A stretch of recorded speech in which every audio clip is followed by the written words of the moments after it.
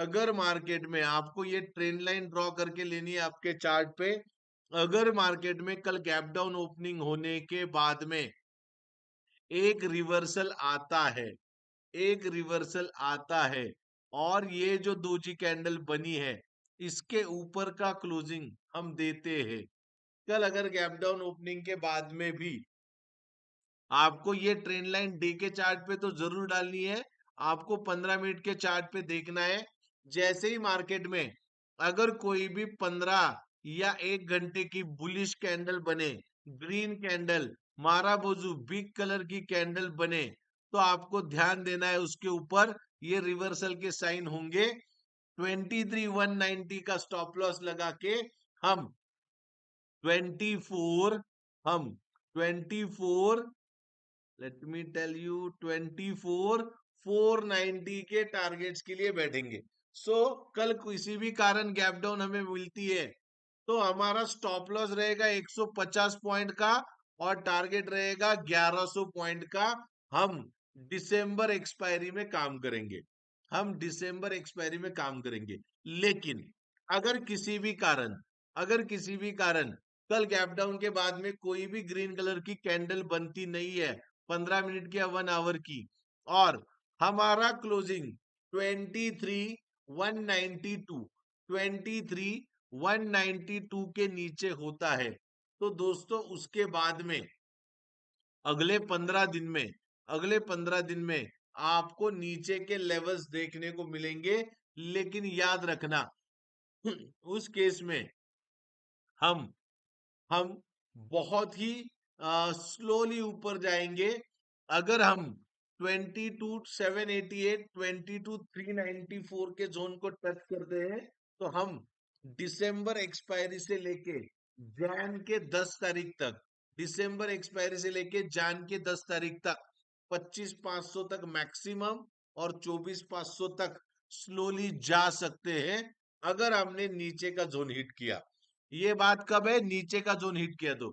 अगर हमने कल गैप डाउन के बाद में ही रिवर्सल दे दिया, कल गैप डाउन के बाद में ही रिवर्सल दे दिया और हमने मार्केट में एक सर्टेन लेवल निकाला, तो दिसंबर एक्सपायरी के पहले हमें 24,500 दिखेगा।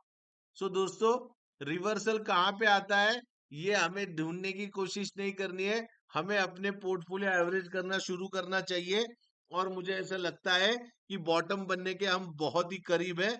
यहां से हम यहां से हम आगे की ओर, अपसाइड की ओर देख सकते हैं, ऐसा मुझे लगता है। लेकिन याद रखना, यहाँ पे आपको छोटी रिस्क ले सकते हो। 23,380 के यहाँ पे 190 पॉइंट का स्टॉप लॉस और 1000 पॉइंट का टारगेट है। 24,490 के टारगेट्स होंगे। दिसंबर एक्सपायरी का आप कॉल ले सकते। अगर अगर आप ऑप्शन सेलर हो तो यहाँ पे आप पुट बेच सकते हो। लेकिन अगर हमने अगर हमने यहां से किसी भी कारण ये 23,190 के जोन को 23,190 के जोन को तोड़ा तो 23,500 23,600 23,700 ये सारे के सारे कॉल जीरो हो जाएंगे जब तक हम नीचे का लेवल टच नहीं करते।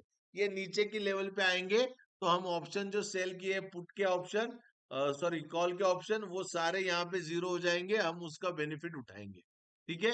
आपके लिए दो बॉटम्स मैंने लिखी है, 23,380 23,190 का एक जोन, और अगर वो 23,190 के नीचे क्लोजिंग हो गई तो हमारा नेक्स्ट जोन है 22,788 394।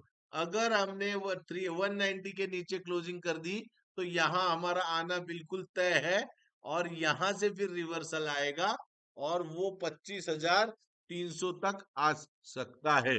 आपको बेस्ट बॉटम रहेगा, आप कल गैप डाउन ओपनिंग में आपको तुरंत बाय करके लेना चाहिए और कुछ क्वांटिटी आपको यहाँ पे ऐड कर सकते हो। एवरेजिंग के लिए बहुत ही अच्छा सीन है, आप यहाँ पे बिल्कुल एवरेज कर सकते हो। मैंने आपको मना किया था 24,800 टूटने पे कि एवरेजिंग नहीं करना है, लेकिन मैं अभी बोल रहा हूं कि आप कल एवरेजिंग कर सकते हो। अब करना है तो किस स्टॉक में करना है? फंडामेंटल्स को देख के करना है। जो स्टॉक बहुत गिरे हैं इसके लिए उसमें एवरेजिंग करना मतलब एक सिंपली मूर्खता होती है। आपको क्या करना है, एवरेजिंग उसमें करना है जहां पे फंडामेंटली कंपनी स्ट्रांग हो और इतने भयंकर फॉल के बाद में भी वो कंपनी कम से कम टूटी है, मतलब उस कंपनी में स्ट्रेंथ है और वो और भी ऊपर जा सकती है। अब मैं कुछ स्टॉक्स के फंडामेंटल्स आपको दिखाना चाहता हूं। सबसे पहले हम देखेंगे जेके टायर्स के, हम उस पे भी बात कर रहे हैं। तब तक आप कमेंट बॉक्स में मैंने जितने स्टॉक रिकमेंड करके दिखे हैं, आपको किसी के स्टॉक में क्वेरीज है तो आपको उसमें लिखना चाहिए। चलो मैंने आपके सामने ये जेके टायर्स का फंडामेंटल्स खोला है। देखो ऑलमोस्ट ये कंपनी डेट फ्री है। 12,000 करोड़ की कंपनी पे 2,000 करोड़ का टायर जैसी इंडस्ट्री में कोई भी मायने नहीं रखता है। सेल्स ग्रोथ 7.23 है, प्रॉफिट ग्रोथ 221% है, प्रोमोटर होल्डिंग अच्छा है। और मैं आपको बता दूं, इसका अगर आप देखोगे तो इसमें रिटर्न ऑन इक्विटी आल्सो 17.44 है। अगर मैं नीचे जाके देखूं तो इसका पी रेशो 18 के आसपास है। एज कंपेयर टू इंडस्ट्री ये बहुत ही कम है। सो आप इसको बिल्कुल बाय करने के लिए अच्छी प्राइस है, ऐसा मुझे लगता है। प्रमोटर होल्डिंग यहाँ पे बिल्कुल घटी है as compare to previously. Promoters ने शेयर बेचे हैं, लेकिन याद रखना इस कंपनी में एफआई और डीआईआई का 11 एंड 10% का स्टेक है। सो आपको इस बात को नजरअंदाज नहीं करना चाहिए। अगर मैं आपको दिखा दूं ये नेट प्रॉफिट कंप्लीटली डबल हो चुका है। वो कैसे डबल हो चुका है इसको देखने के लिए हम थोड़ा सा लायबिलिटीज पे जाएंगे। लायबिलिटीज इसकी 500 करोड़ से बड़ी है, लेकिन इसकी एसेट्स ऑलमोस्ट 1700 करोड़ से बनी है। सो इसका प्रॉफिट मार्जिन बहुत ही स्ट्रांग मुझे दिखाई दे रहा है और फंडामेंटली भी कंपनी स्ट्रांग दिखाई दे रही है। ये कंपनी का डिविडेंड अल्सो 3.5 रुपए का डिविडेंड, अंतरिम डिविडेंड दिया है। तो ये कंपनी मुझे ऐसा लगता है एज कंपेयर टू, यहाँ पे अगर हम प्रोमोटर्स देखें या इन्वेस्टर्स देखें, लेट मी चेक। इन्वेस्टर्स में दीपक बागनी है, एचडीएफसी म्यूचुअल फंड्स है, यहाँ पे बड़े बड़े म्यूचुअल फंड्स है। तो मुझे नहीं लगता है कि यहाँ पे कोई दिक्कत आनी चाहिए और ये फंडामेंटली एक अच्छी स्ट्रांग कंपनी मुझे दिख के आ रही है, जो अच्छे रेट पे हमें मिल रही है। सो आप लोगों को यहाँ पे मैं सेम टाइम जेके टायर का चार्ट भी बता दूं। जेके टायर का चार्ट, अगर मैं जेके टायर के चार्ट पे आपको लेके जाऊं तो देखना, यस, यहाँ पे बहुत बहुत अच्छा एक फॉल आया है। और मैं आपको बता दूं, इस पे अगर आप ट्रेंड लाइन डालोगे तो आपको आंसर मिल जाएगा। जैसे ही ये ट्रेंड लाइन ब्रेक डाउन होगी या ब्रेकआउट होगी, यहाँ पे काफी अच्छी एक बाइंग आ सकती है। दो ट्रेंड लाइन आ सकती है, एक ऐसी आ सकती है और एक ट्रेंड लाइन आप यहाँ से ऐसी डाल सकते हो। एक मिनट, ये ऊपर के पॉइंट से आप इसको ऐसे भी डाल सकते हो। सो आपको रिवर्सल के चांस यहीं पे समझेंगे। अगर हमने किसी भी कारण 390 का लेवल क्रॉस कर दिया तो आने वाले दिनों में हम झट से 420 का लेवल इसमें फास्टली देख सकते हैं। सो ये स्टॉक्स में अभी काफी अच्छे सपोर्ट लेवल पे है और इसका सपोर्ट लेवल जो बिल्कुल अभी जहां पे खड़ा है वहीं से दिख रहा है। मुझे ऐसा लगता है कि कल अगर हमें इस जोन में ये मिलता है तो हमें जरूर इसको एवरेज करना चाहिए। हमने पहला बाइंग 410 पे किया था। ये जोन हमारा बिल्कुल बाइंग जोन है, यहाँ पे मैं जरूर एक बार इसको एवरेज करना चाहूंगा। ये हो गई पहली बात। अब दूसरा कौन सा स्टॉक आपको देखना है, आप लोग इसमें डाल सकते हो। ठीक है, आप लोग अपने कमेंट्स बॉक्स में डालो। बहुत कम लोगों ने लाइक, सब्सक्राइब और शेयर किया है। तब तक मैं दूसरा स्टॉक लेता हूँ। अभी देखना, आपको तीन सेक्टर्स पे ध्यान रखना है। प्राइवेट बैंक्स पे आपको ध्यान रखना है, फाइनेंस सेक्टर पे ध्यान रखना है और कंज्यूमर सेक्टर पे ध्यान रखना है। अब मैं बोरोसिल रिन्यूएबल के बारे में आपको कुछ बता दूं। बोरोसिल रिन्यूएबल में क्या हो गया है, ट्रम्प आने के बाद से ट्रम्प आने के बाद से इस स्टॉक, इस सेगमेंट को थोड़ा सा एक, आप बोल सकते हो सेटबैक बैठा है। लेकिन अगर ट्रम्प ने कोई भी कारनामा नहीं किया या किसी भी कारण कोई भी छेड़खानी नहीं की पॉलिसी में, तो ये जो लेवल है ये इसका बेस्ट बाइंग लेवल हो सकता है, जहां पे आपको इसमें जरूर बाय करना चाहिए। और मुझे ऐसा लगता है कि बोरोसिल रिन्यूएबल में एक काफी स्ट्रॉन्ग रिवर्सल आ सकता है। हम एक बार इसमें देखेंगे बोरोसिल रिन्यूएबल में। एक बार हम इसमें इसका ये भी देख लेते हैं। फंडामेंटल एनालिसिस कर लेते हैं। ये कंपनी पे बहुत ही कम कर्जा है, इसका प्रोमोटर होल्डिंग अच्छा है, सेल्स ग्रोथ अच्छा है, प्रॉफिट ग्रोथ कम है, उसका एनालिसिस हम करेंगे। लेट्स से बुक वैल्यू भी इसकी कम है। चलो एक बार देख लेते हैं, पी रेशियो इसका देख लेते हैं। P ratio promoter holding as it is है, एफआईएस का माल है, डीआईएस ने थोड़ा ही बाइंग किया है। बोरोसिल रिन्यूएबल में पी रेशियो, करंट लायबिलिटीज उसकी 219 करोड़ की है और एसेट्स उसकी 330 करोड़ की है, बहुत ही अच्छा है। और ये कंपनी का अगर हम पी रेशियो देखने जाए तो जीरो का पी रेशियो दिखाई दे रहा है। ठीक है, हम इसको नजरअंदाज करते हुए मुझे ऐसा लगता है कि बोरोसिल रिन्यूएबल में जब तक 356 का लेवल अच्छा है, हमें इसमें जरूर डीप बाय ऑन डिप्स करना चाहिए। अब बात करते हैं एशियन पेंट्स की। एशियन पेंट्स की कंपनी अभी थोड़ी सी दिक्कत में क्यों है, मैं बताते हैं।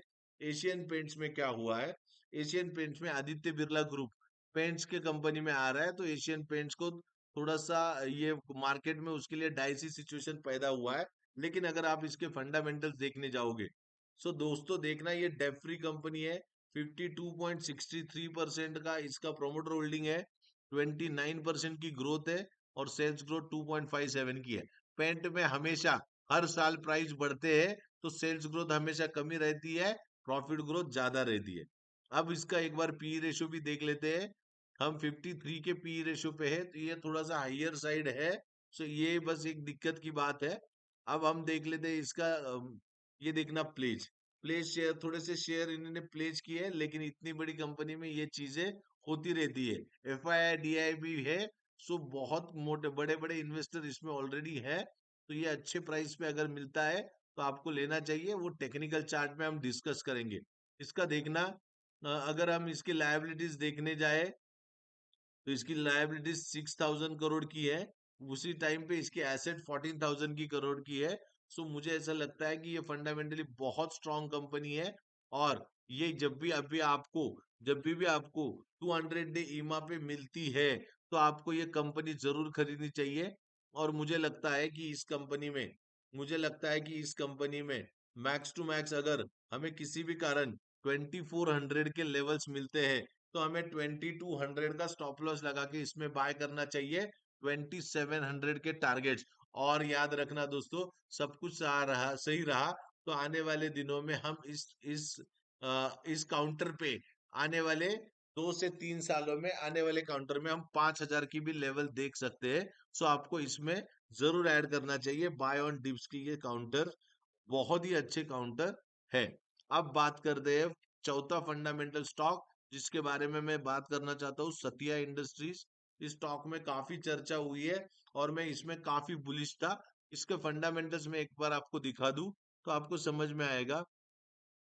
सतिया इंडस्ट्रीज ये कंप्लीटली पेपर प्रोडक्ट्स की कंपनी है। यहाँ पे अगर देखोगे तो ये कंपनी में 52% 4% के प्रोमोटर होल्डिंग है। ग्रोथ इसकी सेल्स ग्रोथ कम है, प्रॉफिट ग्रोथ ठीक है। अब ये कंपनी का देखोगे आप तो ये प्रोमोटर होल्डिंग्स है और इसमें एफआईआईज ने एंटर किया है, 1.82% के स्टेक एफआईआईज ने लिए है। सो मैं थोड़ा सा इसमें बुलिश व्यू रखता था। अब बात करते हैं इसके फंडामेंटल्स में। लायबिलिटीज इसकी 255 करोड़ की है, सेम टाइम में इसके एसेट्स 440 करोड़ की है। तो फंडामेंटल काफी स्ट्रांग दिख रहे हैं मेरे को। और अगर हम बात करना चाहेंगे तो मैं आपको बता दूं इसकी बुक वैल्यू भी 98 रुपीज है और बिल्कुल भी बुक वैल्यू के करीब है। तो ये एक स्टॉक आने वाले दिनों में आपके लिए गेम चेंजर हो सकता है, सतिया इंडस्ट्रीज। अब बात करते हैं मेरे जो पोर्टफोलियो में जो अच्छे स्टॉक्स है उनमें से कौन सा एक स्टॉक है जहां पे मैं जहां पे मैं काफी अच्छा चीज देख रहा हूँ। पहले हम ऑल कार्गो लॉजिस्टिक को देख लेते हैं। ऑल कार्गो लॉजिस्टिक में देखना आप, 54 रुपीज पे ये कंपनी आपको दिख रही है। यहाँ पे बहुत ही कम कर्जे वाली कंपनी है और इसका प्रोमोटर होल्डिंग अच्छा है। लेकिन इसका जो चार्ट का जो स्ट्रक्चर बना है, चार्ट का जो स्ट्रक्चर बना है ये इतना पावरफुल है। अगर ये काउंटर में कोई भी पॉजिटिव चीज आने वाले दिनों में अगर आपको चार्ट पे दिखने शुरू हो जाएगी, कोई भी काउंटर पे यहाँ पे कोई भी पॉजिटिव चीज देखनी शुरू हो जाएगी। मैक्स टू मैक्स ये नीचे कब आएगा, 45 तक आएगा। लेकिन अगर ये 45 से रिवर्सल ले गया दोस्तों, आने वाले दिनों में ये स्टॉक 250 से 300 रुपए के लेवल्स भी देखने को आपको दिखेंगे। ये इसकी टाइम साइकिल कहती है। सो आपको इस पे फोकस करना है। अब नेक्स्ट स्टॉक है Adani energy solution. Is it cautious to have FII holding because nowadays FIR selling. चलो बालाजी कुबेर जी मैं आपको बता दूं, एफआईआई की सेलिंग से हम डर रहे हैं। हमें ये आंकड़े दिखाए जाते हैं कि उसने 1.25 लाख करोड़ का बेच दिया, 1.5 लाख करोड़ का बेच दिया। दोस्तों याद रखना, अगर आप उसको परसेंटेज में निकालोगे ना, मैं आपको बता दूं, लास्ट लास्ट अगर वैल्यू वाइज देखोगे तो बहुत है। लेकिन जब कोविड का फॉल आया था ना, तभी एफआईआई ने 1.5% बेचा था। कितना? 1.5%। और इस टाइम पे एफआईआई ने बस 0.40% बेचा है। सो याद रखना, अगर एफआईएच की सेलिंग से अगर ये फॉल आ रहा है तो हमें और भी चिंता के कारण है। लेकिन और भी चिंता के कारण है, लेकिन आपको ये बात में नजर रखनी होगी कि एफआईएच इतना बेचने के बावजूद भी हमारे डीआईएच में उतना पोटेंशियल है। हम मार्केट में 10% का करेक्शन कर चुके हैं। मुझे लगता है कि ये हेल्दी करेक्शन है, क्योंकि लास्ट अक्टूबर में हम 18,000 पे थे। 18,000 से हम 26,000 पे गए। एक साल में 8,000 पॉइंट बढ़े, तो 4,000 पॉइंट घटे भी तो भी ये लाजमी है। सो 22,000 तक जब तक निफ्टी आती है, आपको बहुत सुनहरा मौका मिल रहा है। याद रखना मेरी बात, आपको कहीं गोल्ड जैसा ना हो जाए। गोल्ड एक बार 32,000 जब गया था पास्ट में, तब लोगों ने बोला था ये गिरेगा, और गोल्ड गिरा। 24,000 पे आया, लोग बोले 18,000 पे आएगा, 18,000 पे आया, लोग बोले 12,000 पे आएगा। किसी ने खरीदा नहीं। 32,000 का माल 18,000 में मिल रहा था, किसी ने खरीदा नहीं। और उसी समय और लोग 12,000 की राह देखते बैठे, और गोल्ड आज 80,000 पे है। कहीं आपके साथ ऐसा ना हो जाए, कहीं आपके साथ ऐसा ना हो जाए। सो हर डीप में आपको 1% ऑफ बाइंग जरूर करना चाहिए। आपको म्यूचुअल फंड्स के एसआईपी डबल करना चाहिए, ऐसा मुझे लगता है। अब बात करते हैं अदानी एनर्जी सॉल्यूशंस की। अदानी एनर्जी सॉल्यूशंस का स्टॉक काफी वोलाटाइल रह चुका है। और इस स्टॉक में अगर आप देखोगे, इस स्टॉक में अगर देखोगे तो ये बॉटम आउट कब होता है? ये बॉटम आउट जैसे ही ये 700 715 के आसपास आएगा, बॉटम आउट होगा। लेकिन ये स्टॉक अभी जो स्ट्रक्चर बन चुका है, ये सपोर्ट उसने तोड़ना नहीं चाहिए, मुझे ऐसा लगता है। वो सपोर्ट है 820 का। 820 के नीचे आता है तो ये एक स्टॉक में हमें और 100 रुपीज का फॉल देखने को मिल सकता है। लेकिन जब तक ये स्टॉक मैं आपको दिखा दूं यहाँ पे, लेट मी चेक। अगर मैं आपको दिखा दूं यहाँ पे, ये एक चैनल बना हुआ है इस स्टॉक में। जब तक ये चैनल के बाहर नहीं आता है, ना फॉल आएगा ना अपसाइड आएगी। लेकिन जिस भी साइड ये चैनल को तोड़ देगा ना, उस साइड सुनामी आएगी। तो ये आपका स्टॉप लॉस होना चाहिए। ठीक है। और कोई स्टॉक आपको बात करनी है? एमएमटीसी का भी चार्ट में दिखा दूं। एमएमटीसी का भी बहुत अच्छा स्टेक मेरे पास में है, और मैं आपको दिखा दूं। मैंने आपको बताया था कि यहां तक आएगा, और ये लेवल देखना, बहुत ही अच्छे लेवल्स पे हमें मिल रहा है। और ये काफी हेल्दी करेक्शन हो चुका है। 130 से स्टॉक ऑलमोस्ट 75 रुपीज पे आया है। मैंने आप लोगों को बताया, पीएसयू सेक्टर, डिफेंस सेक्टर इतने जल्दी इतने चले थे तो वो टूटना लाजमी था, और वो टूटे हैं। लेकिन हमने एमएमटीसी में कई बार प्रॉफिट बुक किया है। तो अभी एमएमटीसी में री एंटर करने के लिए बहुत ही अच्छा मौका है। मुझे लगता है आपको इस लेवल पे इसको आप बहुत अच्छे से इसको ऐड कर सकते हो। सो दोस्तों, आधे स्टॉक हमने आज डिस्कस किए, आधे स्टॉक कल डिस्कस करेंगे। निफ्टी पे फोकस करना। कल कल अगर हमें कोई भी 15 मिनट के ऊपर में हायर हाई के स्ट्रक्चर बनने चालू होते हैं 5 मिनट में, और 15 मिनट की पहली कैंडल बुलिश मिलती है, तो ये स्ट्रॉन्ग रिवर्सल साइज रहेगा, और उसका रिवर्सल आना चाहिए, उसका फॉलोअप कैंडल्स आना चाहिए। लेकिन याद रखना, किसी भी कॉल के लिए 23,190 का हमारा स्टॉप लॉस रहेगा, उसके नीचे और 600-800 पॉइंट आना अच्छा है। अभी हमने 10 से 11% का करेक्शन कर चुका है। अगर अगर किसी भी कारण और 5% का आता है, तो जो भी वैल्यूएशन आएगा बहुत ही अट्रैक्टिव रहेगा, और मैं वहां पे एग्रेसिवली बाय करने के बारे में सोचूंगा। और मैं आपको बता दूं, फिर से बता रहा हूं, अगर बाय ऑन डिप्स नहीं किया, तो आप लोग यही माल आगे जाके आगे जाके महंगे दामों में खरीदोगे। आज न कल मार्केट को आखिर जाना तो ऊपर है, लेकिन हर करेक्शन में थोड़ा थोड़ा पैसा लगाना सबसे बड़ी होशियारी है। सो आप लोगों से रिक्वेस्ट है, लाइक करना, सब्सक्राइब करना, शेयर करना, और कमेंट बॉक्स में आपके स्टॉक के नाम लिख के जरूर जाना। कल के वीडियो में मैं उस स्टॉक के बारे में आपके व्यूज को शामिल करने की कोशिश करूंगा। आज के लिए यहीं पे रुकते हैं। Thank you very much, bye bye.